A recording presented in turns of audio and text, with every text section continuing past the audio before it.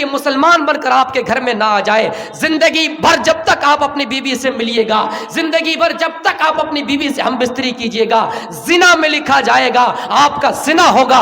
جو بچہ پیدا ہوگا وہ بھی بچہ آپ کا ناجائز ہوگا. میرے پیارے ساتھیوں، اس لیے غور سے اس مسئلے کو یاد رکھیے. اگر آپ کسی مشرکہ عورت سے محبت کرتے ہیں، ان سے شادی کرتے ہیں، شادی کر کے لے آتے ہیں، جب تک وہ مسلمان نہ ہو جائے آپ اپنے نگاہ میں اس کو نہ رکھیے. میرے میں انسان چلتا ہے، وہ جہاز کی مدد سے چلتا ہے، وہ کشتی کی مدد سے چلتا ہے. اللہ کہتا ہے کہ ہم نے انسانوں کو خشکی میں چلنے کے لیے بھی سواریاں دی اور تری میں چلنے کے لیے بھی سواریاں دی. وَلَقَدْ كَرَّمْنَا بَنِي آدم، ہم نے آدم کے بیٹوں کو عزت دی، ہم نے انسانوں کا مقام و مرتبہ بڑھایا. آدم کے بیٹوں کو عزت دی. آدم کے بیٹوں میں ایک امیر بھی شامل ہے، ایک غریب بھی شامل ہے، ایک تلسیا کھاڑی بستی کے رہنے والے لوگ بھی شامل ہیں، ایک گربھن ڈنگا اور دوسرے علاقے کے لوگ بھی شامل ہیں. آدم کے جتنے اولاد ہیں، آدم کے جتنے بیٹے ہیں، سب کو اللہ نے عزت دی، سب کو اللہ نے عزت دی. اللہ نے یہ نہیں کہا کہ ہم نے فلاں بستی کو عزت دی. پھر اللہ کہتا ہے اس آیت کے آخر میں وَفَضَّلْنَاهُمْ عَلَىٰ كَثِيرٍ مِّمَّنْ خَلَقْنَا تَفْضِيلًا. اے لوگوں سنو، وَفَضَّلْنَاهُمْ عَلَىٰ كَثِيرٍ مِّمَّنْ خَلَقْنَا تَفْضِيلًا. ہم نے انسانوں کو بہت ساری مخلوقات پر فضیلت دی. میرے بھائیوں، زمین میں چلنے والا ایک کیڑا مکوڑا رینگنے والا جانور بھی اللہ کی مخلوق ہے. زمین میں چلنے والا رینگنے والا ایک کیڑا بھی اللہ کی مخلوق ہے. انسان بھی اللہ کی مخلوق ہے. ہواؤں میں چلنے والا پرندہ، ہواؤں میں چلنے والی تیرنے والی چڑیا، ہوا میں چلنے والا پرندہ، یہ بھی اللہ کی مخلوق ہے. یہ مچھلی جو سمندر کے اندر رہا کرتی ہے، یہ بھی اللہ کی ایک مخلوق ہے. میرے بھائیوں، جنگلوں میں رہ کر اپنی زندگی گزارنے والے جتنے بھی جانور پائے جاتے ہیں، یہ بھی اللہ کے مخلوق ہے. اللہ کی مخلوق کی کمی نہیں ہے. لیکن میرے پیارے ساتھیو، اللہ کہتا ہے کہ ہم نے وَفَضَّلْنَاهُمْ عَلَىٰ كَثِيرٍ مِّمَّنْ خَلَقْنَا تَفْضِيلًا. اے انسانوں، ہم نے تم کو بہت ساری مخلوقات پر فضیلت دی. ایک شیر کتنا پاورفل جانور ہے. اگر انسان پر ایک چھلنگ لگائے، انسان پر اگر ایک وار کرے، انسان کے شریر پر ایک بار اگر چڑھ جائے، ایک بار اگر حملہ کر دے تو اس انسان کی مرتو میرے بھائیوں نشچند ہے. لیکن اللہ کہتا ہے اے انسانوں، ہم نے تمہیں وہ طاقت دی ہے، ہم نے تمہیں وہ دماغ دیا ہے کہ تم شیر کو بھی قید کر کے پنجرا میں رکھتے ہو، باغ کو بھی قید کر کے پنجرا میں رکھتے ہو. یہ کہ سانپ کتنا زہریلا جانور ہے، لیکن میرے بھائیوں، انسان کے پاس اللہ نے ایسی طاقت دی، انسان کو اللہ نے ایسی طاقت دی ہے کہ انسان اس سانپ کو اپنے گلے لگاتا ہے، انسان اس سانپ کو اپنے ہاتھ میں لے لیتا ہے، انسان اس سانپ کو اپنے پنجرے میں قید کر دیتا ہے. یہ کون پاور دے رہا ہے؟ اللہ کہتا ہے ہم نے انسانوں کو بہت ساری مخلوقات پر فضیلت دی ہے. ساری انسانیت کی بات ہو رہی ہے، انسانیت کی بات ہو رہی ہے، سارے انسان کی بات ہو رہی ہے. انسان جتنے بھی لوگ ہیں، عیسائی، یہودی، چاہے کوئی بھی لوگ ہے، سب کی بات اللہ رب العالمین کر رہا ہے کہ ہم نے انسانوں کو فضیلت دی. تاج محل کتنا خوبصورت جگہ ہے، تاج محل کتنا خوبصورت مکان ہے، تاج محل کتنی خوبصورت بلڈنگ ہے. لیکن میرے بھائیوں، آپ یہ نہیں کہہ سکتے کہ تاج محل فلاں سے خوبصورت ہے. کسی انسان کا نام لے کر یہ کہیں کہ اکمل سے زیادہ تاج محل خوبصورت ہے، آپ نہیں کہہ سکتے ہیں. دنیا میں جتنے بننے والی چیزیں ہیں انسان اپنے ہاتھوں سے بنائے ہیں. آپ تشبیہ کسی انسان سے نہیں دے سکتے ہیں کہ فلاں انسان سے وہ چیز خوبصورت ہے. بھول بھلیا ہو گیا، تاج محل ہو گیا، جتنے بھی قلعے ہیں، جھانسی کا قلعہ ہو، میرے بھائیوں، چاہے کتنے ہی خوبصورت سے خوبصورت قلعہ ہو، دلی کی میرے بھائیوں بننے والے اتہاسکاروں نے جو بنائے چیزیں ہیں، چاہے کوئی بھی چیز ہو، آپ کسی انسان سے تشبیہ نہیں دے سکتے کہ فلاں انسان سے وہ چیز خوبصورت ہے. اس لیے اللہ کہتا ہے یا ایھا الناس انا خلقناکم من ذکر و انثی، اے لوگوں ہم نے تم کو ایک ماں سے پیدا کیا ہے، ہم نے تم کو ایک باپ سے پیدا کیا ہے، تمہارا باپ ایک ہے، تمہاری ماں ایک ہے۔ سارے انسان سے خطاب کرتا ہے، یا ایھا الناس، اے لوگوں تمہاری ماں ایک ہے، تم ایک ہی ماں سے پیدا کیے گئے ہو، تمہارا باپ ایک ہے۔ پتہ چلا ایک مسلمان کی ماں وہی ہے جو ہندوؤں کی ہے، پتہ چلا ایک مسلمانوں کی ماں وہی ہے جو عیسائیوں کی ہے، ایک عیسائیوں کی ماں وہی ہے جو یہودیوں کی ہے۔ میرے بھائیوں پورے انسان کی بات کر رہا اللہ رب العالمین کے، سارے انسانوں کی ماں ایک ہے، جس کو ہم اور آپ ہوا کہتے ہیں۔ اور یہ ہوا صرف اسلام دھرم میں اس کا تذکرہ نہیں ملتا ہے، عیسائی بھائی سے گلے لگاتا ہوں، عیسائی بھائی سے رابطے میں رہتا ہوں، آج وہ بھی تسلیم کرتے ہیں، آج وہ بھی مانتے ہیں کہ نہیں نہیں، جس کو ہوا کہا گیا آپ کی کتابوں میں، وہ بھی بائبل میں آج تک ان کا تذکرہ موجود ہے۔ جو اللہ رب العالمین نے آدم کو جنت میں رکھا، جس کو پردان نگر پیراڈائز کہا جاتا ہے، اس کا ذکر بھی بائبل میں ملتا ہے۔ میرے پیارے ساتھیوں اسلام ہی وہ واحد مذہب ہے جس کی پشٹی بہت سارے مذہب کرتے ہیں۔ اللہ رب العالمین کہتا ہے کہ انسانوں تمہارا مقام و مرتبہ دیکھو، تم سب انسان ایک ہی ماں سے پیدا کیے گئے ہو، تمہاری ماں ایک ہے، تمہارا باپ ایک ہے، تمہاری ماں ایک ہے، تمہارا باپ ایک ہے۔ جب ہماری ماں ایک ہے، ہمارا باپ ایک ہے، تو ہم چھوٹے اور بڑے کیوں؟ ہمیں اونچ نیچ کی نظر سے کیوں دیکھا جائے گا؟ میرے بھائیوں اس چیز کو ختم کون کیا ہے؟ جناب محمد رسول اللہ صلی اللہ علیہ وسلم نے۔ آپ نے اعلان فرمایا حجۃ الوداع کے موقع پر 1,44,000 صحابہ کے مجمع میں آپ نے اعلان فرمایا، آپ نے خطبہ دیا، لوگوں یا ایھا الناس، اے لوگوں، اے اس مجمع میں جمع ہونے والے لوگوں سنو، کلکم لآدم، کلکم لآدم و آدم من تراب، آدم تم سب آدم ہو، تم سب آدمی ہو، تم سب آدم کے بیٹے ہو، تم سب آدم کے سنتان ہو، وہ آدم من تراب، اور آدم مٹی سے بنائے گئے ہیں، آدم کو اللہ مٹی سے بنایا ہے۔ میرے پیارے ساتھیوں پھر اللہ کے نبی اسی خطبے میں فرماتے ہیں، الا لا فضل لعربی علی عجمی ولعجمی علی عربی، کسی عرب کے رہنے والوں کو عجم کے اوپر کوئی فضیلت نہیں ہے۔ یعنی سعودی عرب والا اگر یہ کہے کہ میں ہی امامت کا حقدار ہوں، میرا ہی مقام و مرتبہ ہے، میری ہی فضیلت ہے، ایک ہندوستانی کے مقابل کہے تو ایسا جائز نہیں ہے۔ عرب کے رہنے والوں کو کسی اعظم کے رہنے والوں پر کوئی فوقیت نہیں ہے، کوئی فضیلت نہیں ہے۔ اسی طرح آپ نے خطبہ میں فرمایا نہ کسی کالے کو گورے پر کوئی فوقیت ہے۔ اے انسانوں میں تمہارا مقام و مرتبہ بیان کر رہا ہوں۔ آج بھی بہت سارے مذاہب آپ پڑھیے، مذاہب کا اسٹڈی کیجئے، مذاہب کا ادھیان کیجئے، جو چھوٹی ذات اور نیچی ذات کے لوگ ہیں، جو نیچی ذات کے لوگ ہیں، اگر عبادت خانے میں آ جائیں، اگر وہ مندروں میں آ جائیں، اگر وہ ان کی عبادت خانے میں آ جائیں تو ان کو دھلنے کی نوبت بھی آ جاتی ہے۔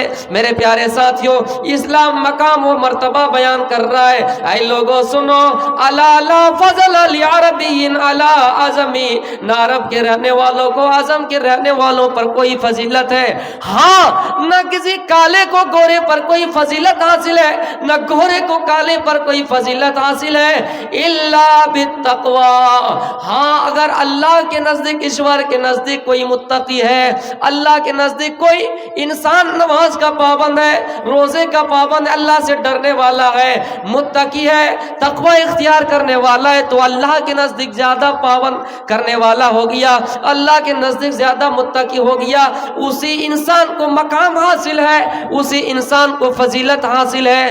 اس کے علاوہ کوئی یہ کہے کہ میں فلاں خاندان سے ہوں، میں فلاں خاندان سے ہوں، میں فلاں بستی سے ہوں، میں فلاں کے بیٹے ہوں، میرے بھائیو اسلام میں کوئی مقام نہیں ہے، اسلام میں کوئی عزت نہیں ہے۔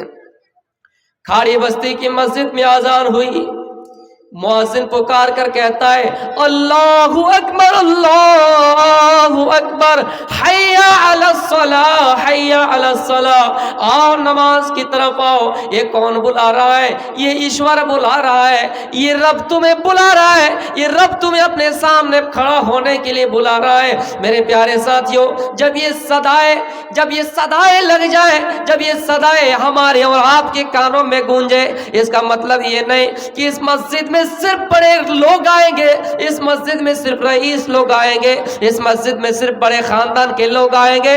नहीं नहीं, इस मस्जिद में अल्लाह के हर वो बंदे आएंगे जो अल्लाह से डरने वाला हो, जो मुत्तकी हो, जो नमाज का पाबंद हो, चाहे वो कितना ही काला क्यों ना हो, चाहे वो कितना ही गरीब क्यों ना हो, सबको उस मस्जिद में शामिल होना है। सब उस मस्जिद में शामिल हो सकते हैं, कोई किसी को भगा नहीं सकता है।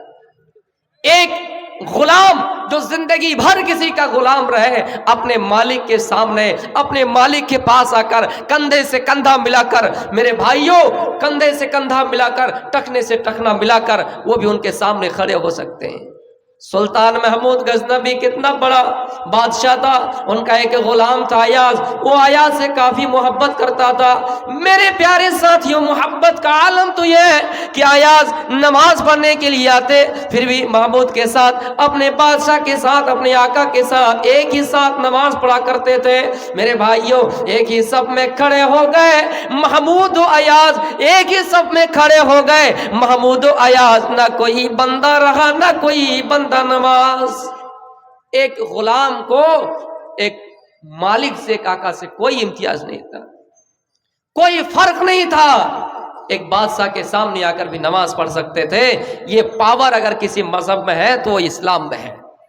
डंके की चोट पर कहता हूं कि सबको ये करने की अगर पावर किसी मजहब में है तो ये इस्लाम में है। जो गरीब को अमीर के साथ खड़ा होने के लिए कह रहा है, जो काले को गोरे के साथ शामिल होने के लिए कह रहा है, जो बिल्कुल ही गरीब हो, लाचार हो, बेबस हो, जिंदगी भर किसी के गुलाम बनकर रहे, जिंदगी भर गुलाम ही की जिंदगी में रहे, मेरे प्यारे साथियों, फिर भी उनको हक है कि मस्जिद में आकर सबके साथ एक जगह खड़े हो जाए।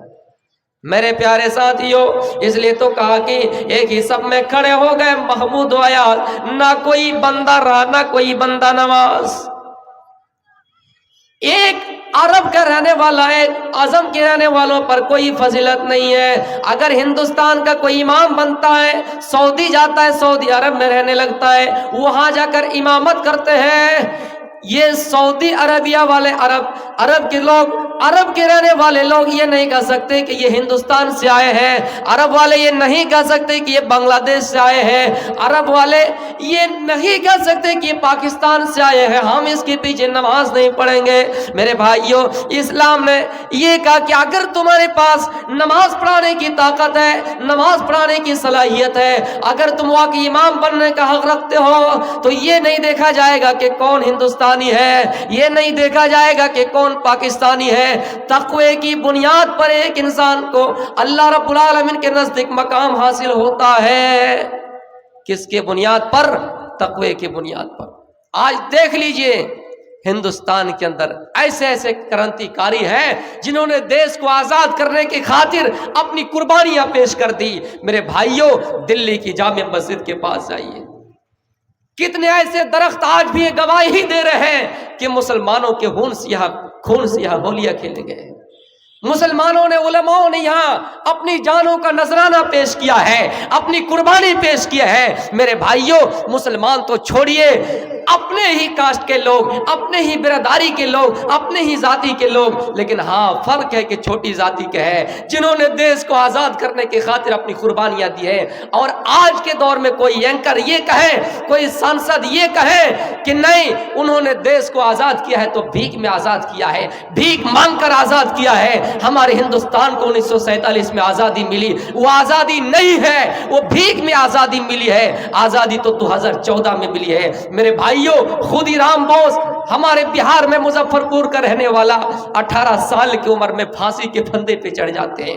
ये ऐसे क्रांतिकारी थे जिन्होंने देश को आजाद करने के खातिर अंग्रेजों का छक्का छुड़ा दिया था, जिन्होंने देश को आजाद करने के खातिर एक ऐसे वकील, एक ऐसे जज से लड़ गए थे जो मुसलमान مسلمانوں کا نام و نشانہ مٹا رہے تھے، جو ہندوستان کے لوگوں کا نام و نشانہ مٹا رہے تھے، جو انگریزوں کے خلاف آواز اٹھا رہے تھے، ان کو دبانے کی کوشش کر رہے تھے۔ 18 سال کا لڑکا خودی رام بوس یہ لڑتا ہے، یہ محنت کرتا ہے، قربانی پیش کرتا ہے، 18 سال کی عمر میں پھانسی کے پھندے پہ لٹک جاتے ہیں۔ کسی نے پوچھا اس عمر میں تمہیں پھانسی دی جا رہی ہے، تمہیں غم نہیں، تمہیں پریشانی نہیں، تمہیں شوق نہیں کہ بیوی ہو تمہاری، تمہیں شوق نہیں تھا کہ تمہارے بچے ہو، تمہیں شوق نہیں تھا کہ تم دیش میں رہو؟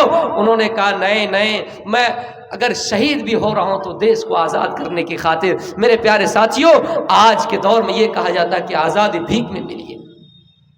میرے پیارے ساتھیوں، اسلام تو ہے جو کسی کو غلام کی نظر سے نہیں دیکھتا، اسلام تو ہے جو کسی کو چھوٹی ذات کی نظر سے نہیں دیکھتا۔ حضرت بلال رضی اللہ تعالیٰ عنہ جو بالکل کالے کلوٹے صحابہ ہے، حضرت بلال رضی اللہ تعالیٰ عنہ، لیکن اللہ کے نبی ان کو آزان دینے کی ذمہ داری دے رہے ہیں، ان کو خانہ کعبہ کی چابی سونپ رہے ہیں کہ بلال تم آج کے بعد سے آزان دو، بلال آزان دینے کی ڈیوٹی تمہاری ہے۔ میرے بھائیوں، غور کیجئے اور سوچئے، کیا اگر ایسے قانون ہمارے دیش میں نافذ ہے، کیا ایسے ہمارے اور آپ کے سامنے ایسے کارنامے مل رہے ہیں جو بالکل غلام ہو، جو بالکل غریب ہو، ان کو کوئی ڈگری دی جا رہی ہے، ان کو کوئی پوسٹ دی جا رہی ہے، ان کا مقام و مرتبہ اونچا ہے؟ بلال رضی اللہ تعالیٰ عنہ کو آزان دینے کی ذمہ داری دی جا رہی ہے، جو بلال کالے تھے، جو بلال غلام تھے۔ میرے پیارے ساتھیوں، کالا نہیں دیکھا جائے گا، اسلام میں کون کالا ہے، اسلام میں کون گورا ہے، دیکھا نہیں جائے گا۔ قرآن تو کہتا ہے اے لوگوں میدان محشر ہوں گے، جس دن ہم سب کو جمع کیا جائے گا، دو طرح کے لوگ آئیں گے، وجوہ یومئذ مسفرہ ضاحکۃ مستبشرہ ووجوہ یومئذ علیہا غبرہ ترہقہا قطرہ اولئک ہم الکفرۃ الفجرہ۔ قیامت کے دن دو طرح کے لوگ آئیں گے، ایک وہ ہوں گے جن کے چہرے خوش ہوں گے، جن کے چہرے یعنی وہ حساس و بساس ہو کر آئیں، خوش و خرم آئیں گے۔ ایک طرح کے لوگ وہ ہوں گے جن کے چہرے پہ سیاہی چڑھ رہے ہوں گے، ان کے چہرے پہ گرد پڑے رہیں گے۔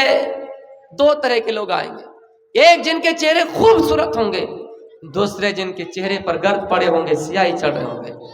اللہ تعالیٰ فرماتا ہے اولئک ہم الکفرۃ الفجرہ، اے لوگوں سب سے یہی لوگ بدکار ہیں، یہی لوگ بدچلن ہیں، یہی لوگ خراب ہیں، یہی لوگ دنیا میں فساد کرنے والے تھے۔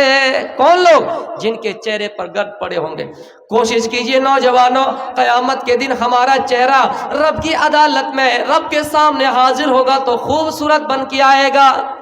دنیا میں اپنا ماڈل سلمان خان بنا لیا، دنیا میں ہم نے اپنا ماڈل سلمان خان بنا لیا، دنیا میں ہم نے اپنے چہرے کو خوبصورت کرنے کے لیے میک اپ استعمال کرنا شروع کر دیا، کریم لگانا شروع کر دیا، اپنے بالوں کے اسٹائل الگ الگ انداز سے کرنے لگے۔ میرے پیارے ساتھیوں، کوشش یہ کیجئے کہ اگر آئیڈیل بنانا ہی ہے تو حضرت عمر فاروق کو بنائیں گے، حضرت علی کو بنائیں گے، حضرت ابو بکر صدیق کو بنائیں گے۔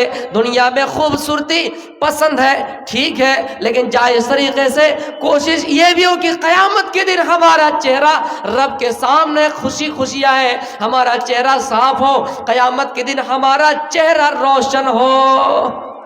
وجوہ یومئذ مسفرہ ضاحکۃ مستبشرہ ووجوہ یومئذ علیہا غبرہ ترہقہا قطرہ اولئک ہم الکفرۃ الفجرہ۔ دو طرح کے لوگ آئیں گے۔ ہماری اور آپ کی کوشش یہ ہو کہ قیامت کے دن ہمارا چہرہ روشن ہو، اللہ کے سامنے ہمارا چہرہ حساس بساس ہو کے آئے۔ میرے پیارے ساتھیوں،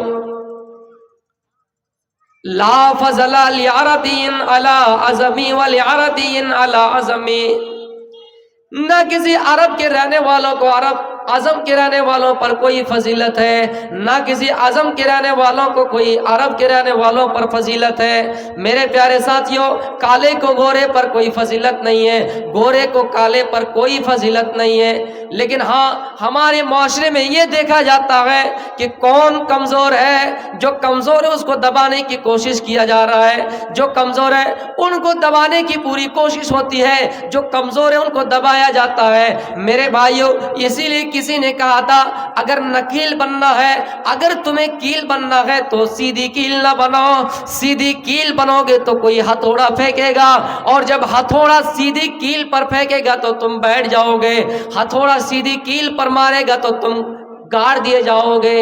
بندہ ہے تو ٹیڑھی قسم کے بنو، بندہ ہے تو ٹیڑھی قسم کے بنو، اتنی بھی سیدھی اور سادی کیل نہ بنو کہ لوگ تمہیں دبا دے۔ میرے بھائیوں، غور کیجئے، آج ہمارے یہاں ذاتی دشمنیاں نبھائی جا رہی ہے۔ معاشرے میں، سماج میں جس کا خاندان کمزور ہے ان کو کوئی پوسٹ نہیں مل رہی ہے، ان کو کوئی مقام نہیں مل رہا ہے، ان کو کوئی مرتبہ نہیں مل رہا ہے۔ جن کا خاندان بڑا ہے، جن کی فیملی بڑی ہے، اس کو ہی کوئی پوسٹ دی جاتی ہے، اس کو ہی کوئی مقام دیا جاتا ہے۔ یہاں تک کہ دینی معاملات میں کوئی اگر امام کا حق رکھتا ہے، امامت کا حق رکھتا ہے، واقعی امام بننے کا لائق ہے، لیکن خاندان بالکل کمزور ہے، خاندان بالکل چھوٹا ہے، بالکل کمزور طبقے کے لوگ ہیں، اللہ کہتا ہے تقوی کی بنیاد پر تمہارا مقام و مرتبہ دیا ہو۔ لیکن یہاں یہ ہوتا ہے کہ دنیا میں اگر تم کمزور ہو تو تمہیں کوئی پوسٹ نہیں دی جائے گی، تمہیں کوئی مقام و مرتبہ نہیں دیا جائے گا۔ حقیقت بات بتا رہا ہوں میرے پیارے ساتھیوں۔ اور آج کل یہ بھی ہوتا ہے کہ اگر کوئی امیر چوری کرتا ہے اس کے اوپر سزا نافذ نہیں ہوتے۔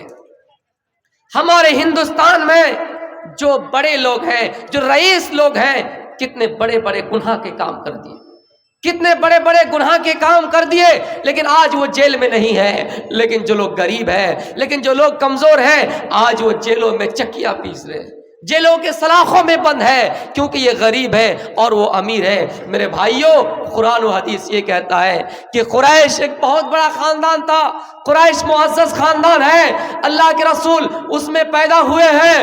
قریش کے اندر ایک بڑا معاملہ پیش آتا ہے، قریش کی ایک عورت، قبیلہ بنی مخزوم کی ایک عورت چوری کر لیتی ہے، اور اسلام میں چوری کی سزا یہ ہے کہ اس کا ہاتھ کاٹ دیا جائے۔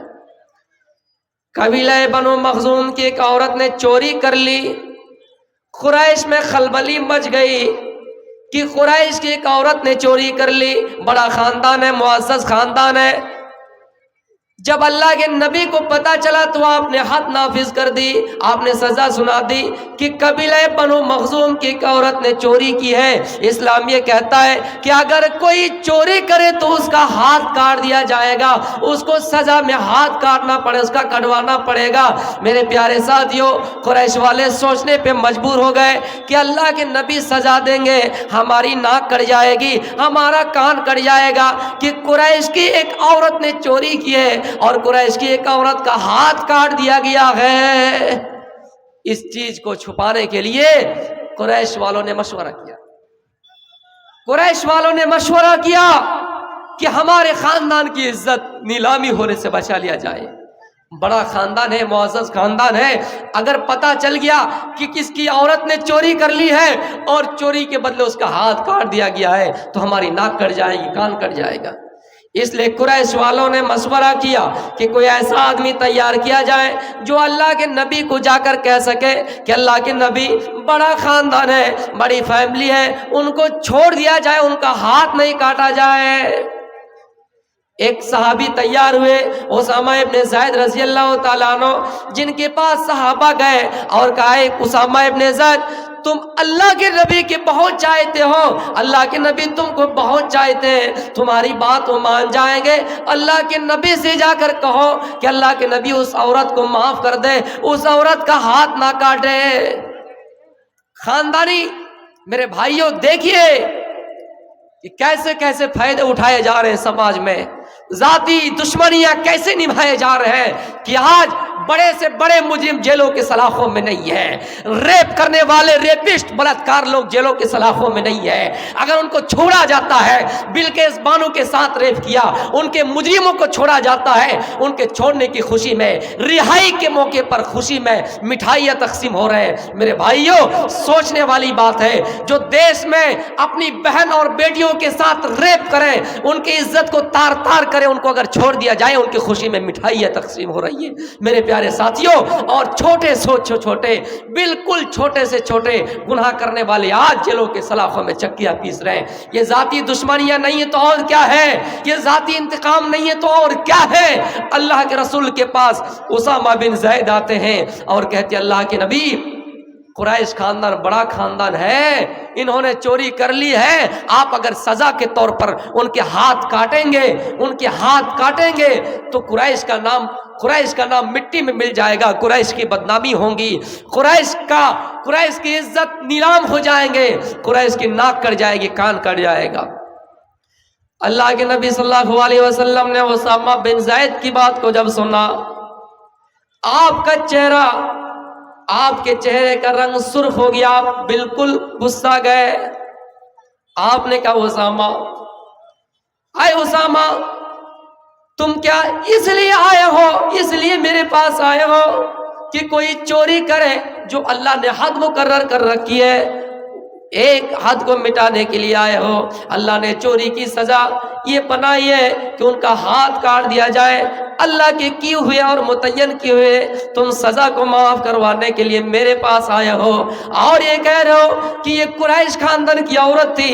اے اسامہ، نہیں، اس سے پہلے کے لوگ جو ہلاک ہوئے ہیں، اس سے پہلے کے لوگ جو برباد ہوئے ہیں، اس سے پہلے کے جو لوگ برباد ہوئے ہیں، وہ اسی لیے برباد ہوئے ہیں، وہ اسی لیے ہلاک کیے گئے ہیں کیونکہ جب ان کے خاندان میں جب بڑا آدمی کوئی گناہ کرتا ان کو معاف کر دیا جاتا تھا، اور جب کوئی چھوٹا آدمی گناہ کرتا تھا ان کو سزا دی جاتی تھی، جب کوئی چھوٹے خاندان کے لوگ گناہ کرتے تو ان کو سزا دی جاتی اور بڑے خاندان کے لوگوں کو چھوڑ دیا جاتا۔ اے اسامہ سنو، اے اسامہ تم اس فلاں قریش کی عورت کے بارے میں کہہ رہے ہو، اے اسامہ اللہ کی قسم کھا کر کہہ رہا ہوں، لو ان فاطمہ بنت محمد سرقت لقطعت یدها۔ اے اسامہ، کعبے کی رب کی قسم، اگر فاطمہ بنت محمد بھی چوری کرے تو میں اس کا ہاتھ کاٹ ڈالوں گا۔ فاطمہ بنت محمد یعنی نبی اکرم صلی اللہ علیہ وسلم کی بیٹی ہے، اگر میری بیٹی فاطمہ بھی چوری کرے تو میں اس کا ہاتھ کاٹ ڈالوں گا۔ ایسا ہو سکتا ہے ہمارے معاشرے میں، ہمارے دیش میں، ہمارے سماج میں کہ اگر اپنا بیٹا چوری کرے تو اس کا ہاتھ کاٹ دیا جائے؟ اپنا بیٹا غلطی کرے، اپنا بیٹا گناہ کرے تو اس کے اوپر سزا نافذ ہو؟ میرے بھائیوں، یہ طاقت ہمارے پاس نہیں۔ محبت بیٹوں سے اتنی ہے کہ بیٹے کی محبت باقی رہے، لیکن اسلام کی محبت چھوڑے گا۔ اسلام کی محبت چھوڑنے کے لیے ہم تیار ہیں، لیکن بیٹے کی محبت چھوڑنے کے لیے تیار ہیں۔ اسلام یہ نہیں کہتا کہ بیٹے سے محبت نہ کیجیے، اسلام یہ نہیں کہتا کہ سماج سے محبت نہ کیجیے، اسلام یہ نہیں کہتا کہ دیش سے محبت نہ کیجیے، لیکن دیش کی محبت، بیٹے کی محبت، سماج کی محبت اگر اسلام سے ٹکرا رہی ہے، اگر شریعت سے ٹکرا رہی ہے، اگر دین سے ٹکرا رہی ہے، تم دیش کی محبت کو چھوڑ دو، تم دیش کی محبت کو قربان کر دو، شریعت کی محبت کو بچا لو۔ میرے پیارے ساتھیوں، حضرت ابوبکر صدیق رضی اللہ تعالیٰ عنہ اپنے بیٹے کو قتل کرنے کے لیے آ رہے ہیں، اپنے بیٹے کو مارنے کے لیے آ رہے ہیں، کیونکہ ان کا بیٹا قریش کی طرف سے، ان کا بیٹا کفار کی طرف سے لڑ رہے ہیں اور ابوبکر صدیق نبی اکرم کی طرف سے لڑ رہے ہیں۔ تو میرے پیارے ساتھیوں، ایسا جذبہ کسی کے اندر اگر ہو کہ محبت سب سے ہو، لیکن جائز راستے پہ، طریقہ محمدی پہ، اسلام کے طریقے پہ، کہ بیٹے کی محبت اگر اسلام سے ٹکرا رہی تو بیٹے کی محبت کو چھوڑ دیں گے۔ میرے بھائیوں، آج کل محبت کے بارے میں آپ کو بتا دوں، اسلام یہ کہتا ہے، اللہ کے رسول کی حدیث ہے، لا طاعت لمخلوق فی معصیت الخالق۔ اگر مخلوق کی محبت خالق کے محبت سے ٹکرا رہی ہے کوئی مخلوق کی اطاعت جائز نہیں ہے اگر خالق کی نافرمانی ہو رہی ہے۔ اس کا مطلب یہ ہے اگر آپ کی بیوی آپ سے بہت محبت کرتی ہے، آپ اپنی بیوی سے محبت کرتے ہیں، لیکن کوئی ایسی چیز ٹکرا رہی ہے جس کو آپ کو چھوڑنے پر مجبور ہونا پڑے گا کہ آپ اپنی بیوی کو طلاق دو، لیکن آپ یہ کہیں کہ بیوی کی محبت کو بھی برقرار رہیں گے، اللہ کی محبت کو بھی برقرار رکھیں گے، بیوی زانیہ ہے، بیوی فاحشہ ہے، بیوی مشرکہ ہے، آپ اپنی بیوی سے محبت کرتے ہیں، آپ کی بیوی آپ سے محبت کرتی ہے، میرے بھائی آپ کی بیوی مخلوق ہوئی، مخلوق کی اطاعت جائز نہیں ہے، لا طاعت لمخلوق فی معصیت الخالق، مخلوق کی اطاعت جائز نہیں ہے جہاں رب کی نافرمانی ہو، جہاں خالق کی نافرمانی ہو۔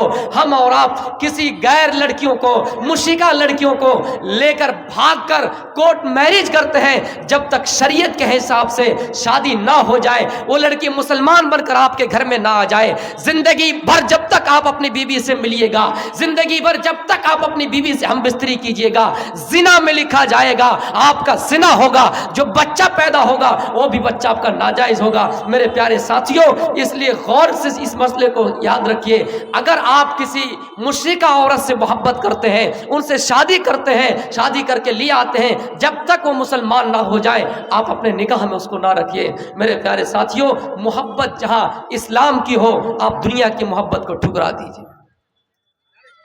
میرے پیارے